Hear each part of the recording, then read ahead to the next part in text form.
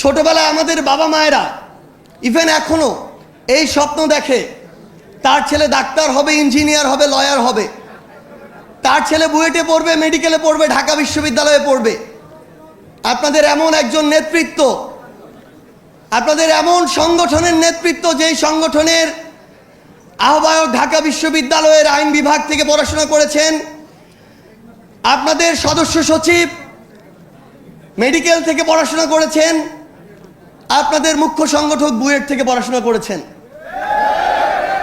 সম্ভবত বাংলাদেশের ইতিহাসে প্রথম এমন একটি দৃষ্টান্ত স্থাপন হয়েছে যে কোনো একটি দলের যুব সংগঠনের প্রথম 3 জন নেতৃত্ব বাংলাদেশের সেরা 3টি শিক্ষা প্রতিষ্ঠান থেকে পড়াশোনা শেষ করে রাজনীতির মাঠে এসেছেন।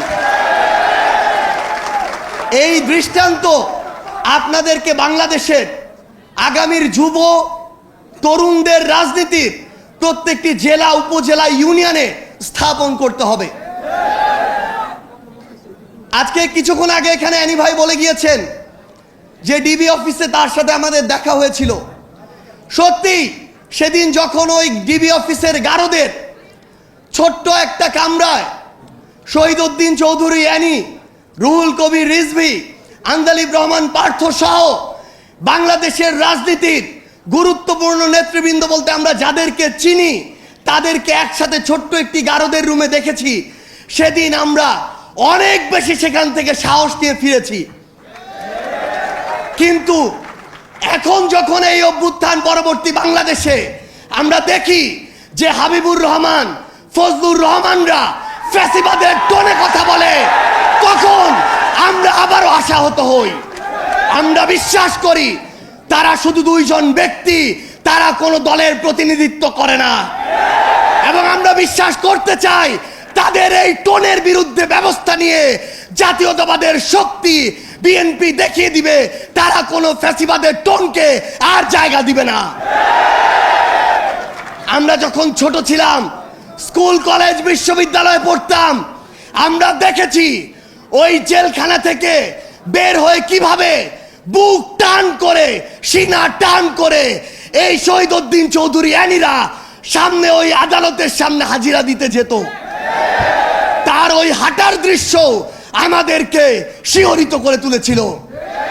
কিন্তু আমরা যখন দেখি, আমরা একটা অন্যায়ের প্রতিবাদ করলে, আমরা সত্যি কথাটা তুলে ধরলে, আমরা যখন যৌক্তিকভাবে সমালোচনা করি, তখন আমাদের বিরুদ্ধে 10 কোটি টাকার মানহানির মামলা দেওয়া হয়। তখন আমরা মনে করি এগুলো হচ্ছে আমাদেরকে ভয় ভীতি দেখানোর লক্ষণ। আমরা এটাও বিশ্বাস করতে চাই এই যে কিছু মানুষ যারা এই কাজগুলো করে, আমরা বিশ্বাস করতে চাই তারা বিএনপির প্রতিনিধিত্ব করে না। আমরা বিশ্বাস করতে চাই তারা অতি উৎসাহী হয়ে ফুটেজ খাওয়ার আশায় এই কাজগুলো করছে। কিন্তু আমরা তখনই সেটা বিশ্বাস করতে পারবো যখন দেখব এসব লোকদের বিরুদ্ধে ওই সেন্ট্রাল কমান্ড থেকে উপযুক্ত ব্যবস্থা নেওয়া হয়েছে।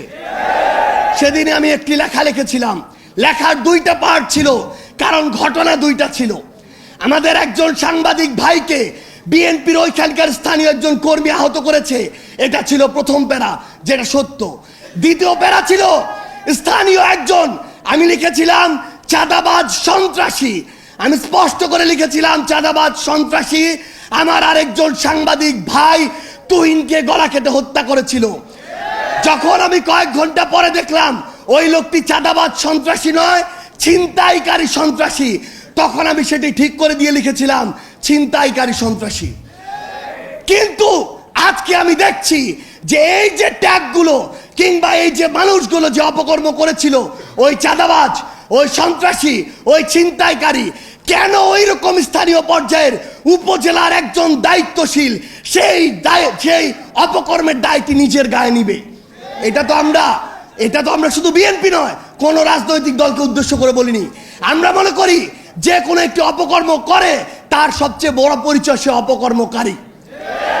এবং আমরা চাই দলমত নির্বিশেষে, সে যদি এনসিপির হয়, সে যদি যুব শক্তির হয়, তার বিরুদ্ধেও আমরা আমাদের কণ্ঠস্বর উঁচু করব।